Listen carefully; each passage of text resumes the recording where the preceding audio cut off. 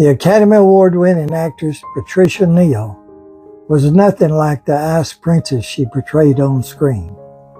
The Gentile Southern lady from Knoxville faced unbelievable tragedies. The brain damage to her 4-month-old son Theo when a New York taxi hit the baby's carriage, and the tragic death of her 7-year-old daughter Olivia from measles.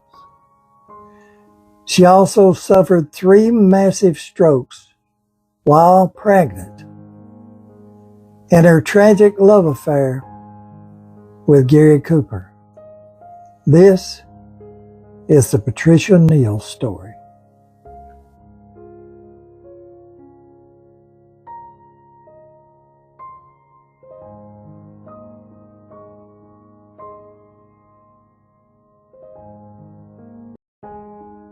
This is Oscar-winning actress Patricia Neal.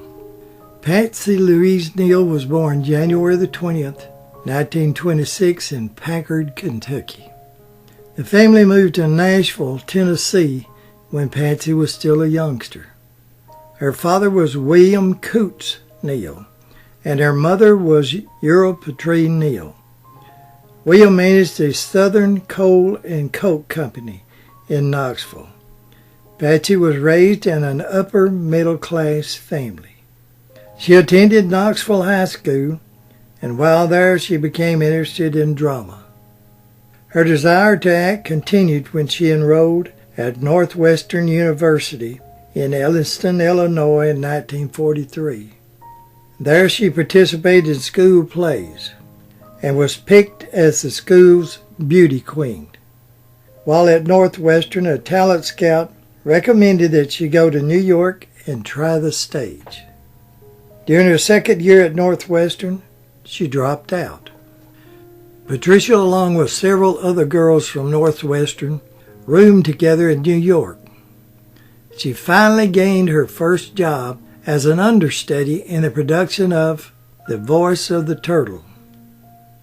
And in 1946, she earned the part of Regina Hubbard in Lillian Hellman's Another Part of the Forest. She was praised for her performance and even had her photo on Life magazine. From this exposure, she signed a contract with Warner Brothers and moved to Hollywood. Although she is not trained in film, Warner Brothers decided to pair her with their leading man, Ronald Reagan. In her debut film, John Loves Mary, a comedy about a World War II soldier going home to marry his waiting girlfriend, but to help a friend get his fiancée into the United States, Reagan's character marries her with the intention of divorcing in Reno as soon as they arrived. Hard to explain to his waiting girlfriend, played by Neal. The reviews were not good, especially towards Neal, saying that her way with comedy lines was painful to watch. The same year in 1949, Warner Brothers had decided no more comedies for Patricia Neal. So this time, 23-year-old Neal was paired with 48-year-old leading man Gary Cooper in The Fountainhead. While their character, Leona Dominique and Howard Rourke, were falling in love on screen, Patricia and Gary was falling in love off screen. Neal said that when the movie bombed, she realized right then that she would never be a Garbo. Cooper and Neal's romance was serious. At first, they tried to hide it from the public and from his family. When Coop's wife, Veronica, discovered the affair, he admitted his love for Neal and soon moved out of the house. Their love affair will last for 3 years. Cooper moved back home after he discovered his daughter Maria was having a hard time losing her dad. When Cooper left, Patricia had a serious breakdown. She contemplated suicide, but she always spoke well of Cooper through the years. And in her 1988 book entitled As I Am, she stated that Gary Cooper was the love of her life.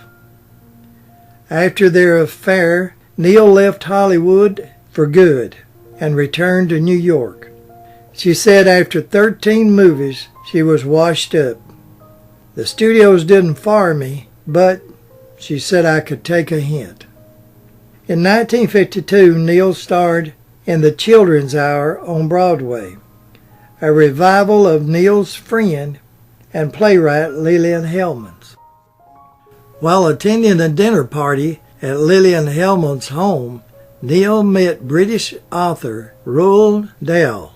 He was 37 and she was 27. They married July the 1st, 1953, in New York City. Neal said that she was a spoiled Hollywood actress and never did the things a wife normally does. They almost parted after 6 months. In order to keep her man, she became a wife, she said, cooking, cleaning, and so on. On the 20th of April, 1955, Patricia and Raul had their first of 5 kids, Olivia. 2 years later, on the 11th of April, 1957, their second child was born. Chantel Sophie, they called her Tessa. The same year Tessa was born, Neal went back to film in a dark, satirical drama, A Face in the Crowd, with an all-star cast. Andy Griffin played Lonesome Rhodes, a poor guitar-playing drunk that was discovered by a small-time producer, Marcy Jeffers, played by Neal. She steered him to national fame and then later regretted it. On December the 5th, 1960, the Dowls' third child was born, Theo Matthew Dowell. When Theo was only 4 months old, tragedy struck. Susan Denson, the Dowls' nanny, was bringing Tessa home from nursery school for lunch. She was also pushing 4-month-old Theo in his stroller and trying to manage a dog at the same time, when the stroller was struck by a New York taxi cab. This is Theo and his mother in the neuro ward at Columbia Presbyterian Hospital in 1960. The child was not expected to live. However, after several operations and years of rehabilitation, he now lives a quiet life with his own family in Naples, Florida. In 1961, Neal starred with Audrey Hepburn and George Peppard in Breakfast at Tiffany's. Peppard's character is a kept man by an older, wealthy woman. He meets a younger woman with a checkered past that he becomes interested in. Neal and Hepburn both hated the film. They spent most of their time, they said, trying to separate George Peppard and director Blake Edwards. The squabbling between the two caused tension on the set, making it miserable for everyone. In 1962, only 2 years after Theo's accident, tragedy struck again when their first child, 7-year-old Olivia, was struck with measles encephalitis. The doctor was called. He assured them it was only the measles and nothing to worry about. 2 days later, Neal called the doctor again and told him that her daughter was sleeping a lot and she was worried. Again, she was told that was normal with the measles. A short time later, she discovered that Olivia was having convulsions. She was rushed to the hospital and never regained consciousness. She passed away 5 hours later on November the 17th, 1962.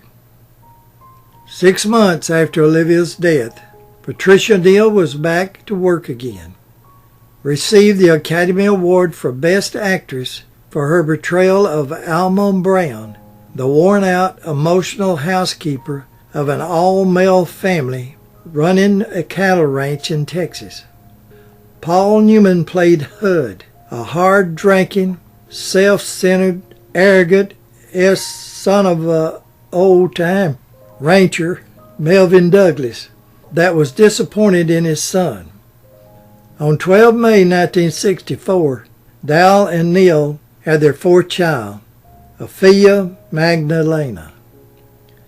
The same year Ophelia was born, her dad, Roy Dal, wrote one of his most noted children's stories in honor of his daughter Olivia, Charlie and the Chocolate Factory. On February the 5th, 1965, 39-year-old Patricia Neal had been on the set of Seven Women only 3 days when she was struck by a debilitating stroke. Neal was in the process of giving her daughter, Tessa, a bath when she was paralyzed with brain hemorrhage. She suffered 2 more strokes after arriving at the UCLA Medical Center. Patricia remained in coma for 2 weeks. To complicate things, she was pregnant with her daughter Lucy, that was born on the 4th of August, 1965. She came out of the coma with impaired speech, a serious memory loss, and a paralyzed right side. Within a month, Neal had improved enough to go home. For the next 2 weeks, she will undergo strenuous therapy at the encouragement of her husband. She had to learn how to walk and how to talk all over again. For a year or so, Neal wore a patch over one eye that was closed and a brace on her leg.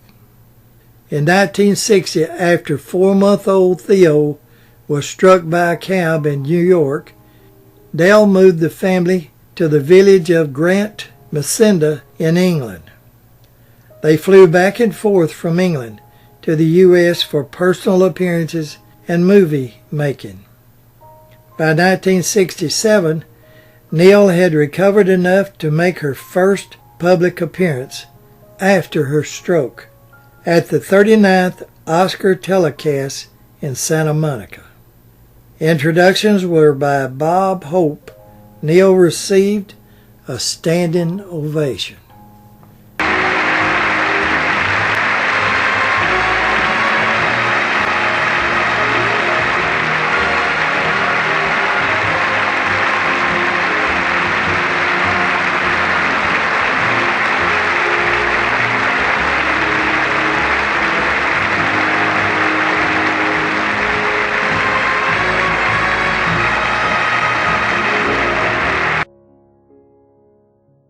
The next year, in 1968, Neal was nominated for an Oscar for Best Actress in The Subject Was Roses, with Martin Sheen as a timid boy who returns from World War II with a new attitude. His parents, played by Jack Alberson and Patricia Neal, had been staying together all those years only for their son. This was the first film that Neal played in after her stroke. She started the Patricia Neal Rehabilitation Center to help stroke victims in their recovery. The center is located near her hometown of Knoxville. In 1983, after making several more movies, Neal met and made friends with a young widow, Felicia Crossland, whom she invited to stay at her English home. When she had learned that Felicia was having an affair with her husband of 30 years, she divorced and moved back to New York. On Sunday, August 8, 2010, at the age of 84, Patsy Louise Patricia Neal passed away at her summer home in Edgarburg, Martha's Vineyard, Massachusetts, from lung cancer. Her family said that Patricia faced her illness with grace, good humor, and a great deal of self-described stubbornness. Her last words were, "I've had a lovely time."